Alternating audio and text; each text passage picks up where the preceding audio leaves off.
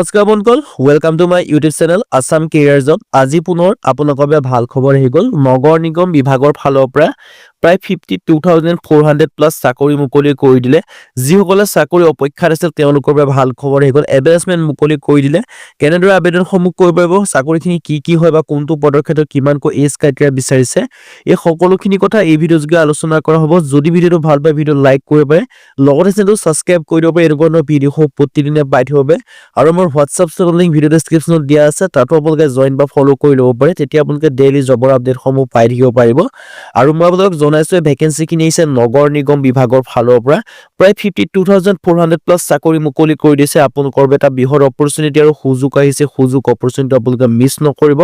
যদি আপোনালোকে আবেদনসমূহ কৰিম বুলি ভাবিছে, আপোনালোকে আবেদনসমূহ কৰি ল'ব পাৰিব। মই পোনপ্ৰথমে দেখাই দিব বিচাৰিছোঁ আপোনালোকক যিখন অফিচিয়েল এডভাৰটাইজমেণ্ট মই এইখনে আপোনালোকক দেখাই দিছোঁ। নগৰ নিগম ৰিক্ৰুটমেণ্ট 2025ৰ কাৰণে আহিছে। Apply online for 52,400 plus vacancy মুকলি কৰি দিছে। গ্ৰুপ ডি লেভেলৰ ভেকেঞ্চি আছে, আপোনালোকে গ্ৰেড 3 গ্ৰেড 4 লেভেলৰ দুইখিনি ভেকেঞ্চি দেখিবলৈ পাব।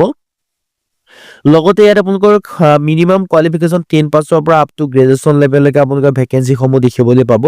10 পাছৰ কাৰণে বেলেগ ভেকেঞ্চি দেখিবলৈ পাব, 12 পাছৰ কাৰণে বেলেগ ভেকেঞ্চি আছে, আৰু লগতে গ্ৰেজুৱেশ্যন পাছৰ কাৰণে আপোনালোকে বেলেগ ভেকেঞ্চি আপোনালোকে দেখিবলৈ পাব।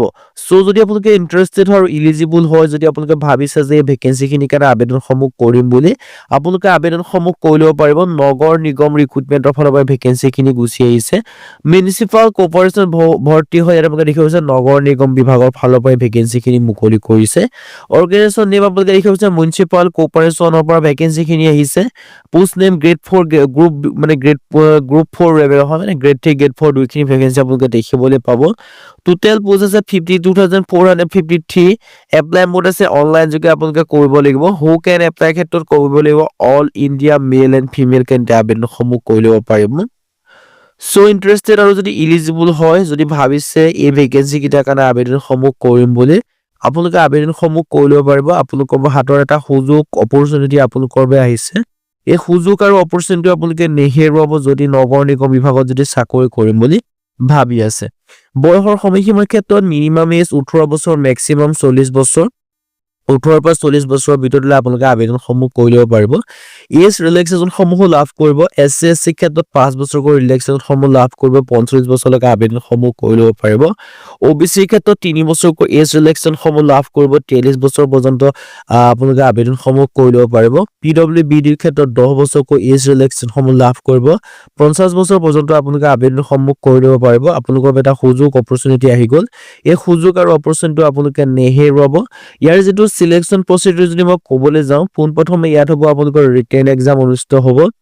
এডুকেশ্যন কোৱালিফিকেশ্যনৰ ক্ষেত্ৰত 10 পাছ কৰিলে আপোনালোকে আবেদনসমূহ কৰিব পাৰিব। মিনিমাম 10 পাছৰ পৰা ভেকেঞ্চিখিনিৰ কাৰণে আবেদনসমূহ কৰি ল'ব পাৰিব। আৰু ইম্পৰ্টেণ্ট ডকুমেণ্টছৰ ক্ষেত্ৰত আপোনালোকে মই জনাই দিব বিচাৰিছোঁ যে কি ডকুমেণ্টছ লাগিব। আপোনালোকে নিশ্চয় জানে কি ডকুমেণ্টছ আপোনালোকৰ বাবে প্ৰয়োজন হ'ব। ইয়াত আপোনালোকে দেখিব বিচাৰিছে সিলেকশ্যন প্ৰচেছটো যে ৰিটেন এক্সাম অনুষ্ঠিত হ'ব। এডুকেশ্যন কোৱালিফিকেশ্যন আছে কেণ্ডিডেট শুড হেভ পাছ 10 পাছ কৰিলে আপোনালোকে আবেদনসমূহ কৰি ল'ব পাৰিব। আপোনালোকৰ বাবে এটা সুযোগ, এটা অপৰচুনিটি আপোনালোকৰ বাবে আহিছে। এই সুযোগ আৰু অপৰচুনিটি আপোনালোকে নেহেৰুৱাব। যদি আপোনালোকে মিছ কৰে বহুখিনি কথা হেৰাই যাব।